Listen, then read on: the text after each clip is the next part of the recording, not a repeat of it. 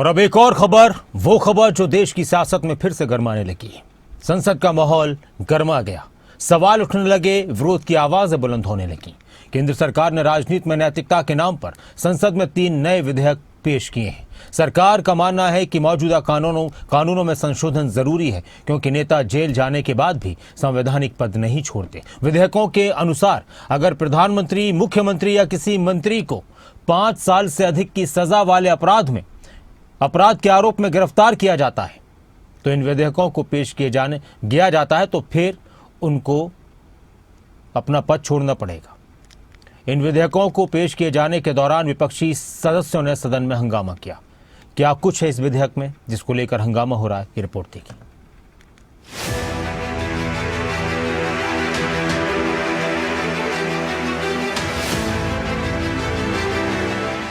When he was the Home Minister of Gujarat, he had been arrested, sir.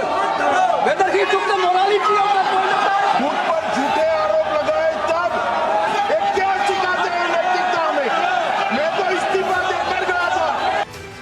ये हंगामा बरपा है केंद्र सरकार के उन 3 विधेयकों को लेकर जिसे सरकार करप्शन पर सबसे बड़ी चोट बता रही है। गृह मंत्री अमित शाह ने लोकसभा में एक साथ 3 अहम बिल पेश किए।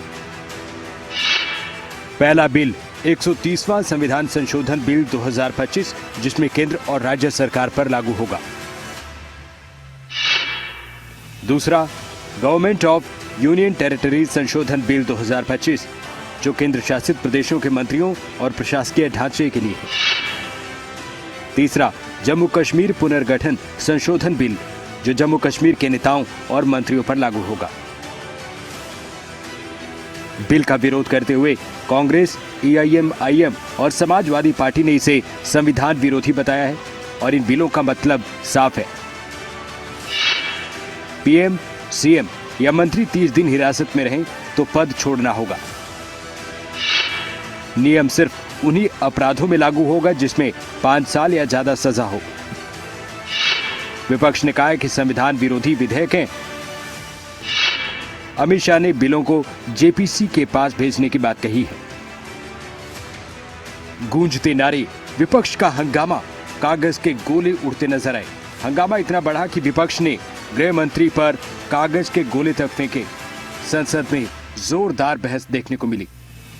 किए जाने वाले इस सभा के 21 सदस्य और उपसभापति द्वारा नाम निर्दिष्ट करने वाले 10 सदस्यों के मिलकर कांग्रेस के सांसद KC वेणुगोपाल ने कहा कि अमित शाह खुद कभी गिरफ्तारी का सामना कर चुके हैं। सोहराबुद्दीन केस का जिक्र करते हुए KC वेणुगोपाल ने अमित शाह से नैतिकता के आधार पर सवाल पूछा। Can I ask a question to the Honorable Home Minister?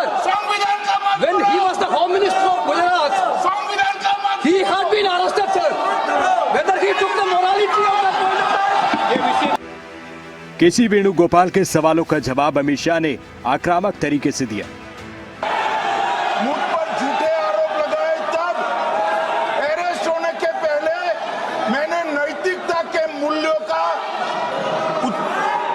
हवाला देकर इस्तीफा भी दिया और जब तक मैं कोर्ट से निर्देश नहीं हुआ कोई संविधान पद मैंने स्वीकार नहीं किया। ये क्या सिखाते हैं नैतिकता में। मैं तो इस्तीफा देकर गया था और मैं तो चाहता हूं कि ये नैतिकता के मूल्य बढ़े। हम ऐसे निर्लज्ज नहीं हो सकते कि हम पर आरोप लगे और हम संवैधानिक पद पर रहें। संसद में इन बिलों को लेकर सियासी पारा चढ़ा है। संसद के अंदर से लेकर बाहर तक सियासत गरमाई है। This government is hell-bent on creating a police state. This will be a death knell unleash on elected government, sir. Indian constitution is being amended to turn this country into a police state. संसद के बाहर लोकसभा में नेता विपक्ष राहुल गांधी ने सरकार के विधेयक पर सवाल उठाए। We are going back to medieval times when the king could just remove anybody at will. There's no concept of what an elected person is. He doesn't like your face, so he tells ED, put a case, and then democratically elected person is wiped out within 30 days. This is new. इन सब के बीच सबसे ज्यादा शोर लोकसभा में विपक्ष के हंगामे पर है। हंगामा सिर्फ आवाजों तक सीमित नहीं, विपक्ष ने गृह मंत्री अमित शाह पर पर्चे फेंक दिए। इसे लेकर सियासत गर्मा गई है। सवाल ये खड़ा होता है कि विपक्ष विरोध किस बात का कर रहा है, नैतिकता का और भ्रष्टाचार।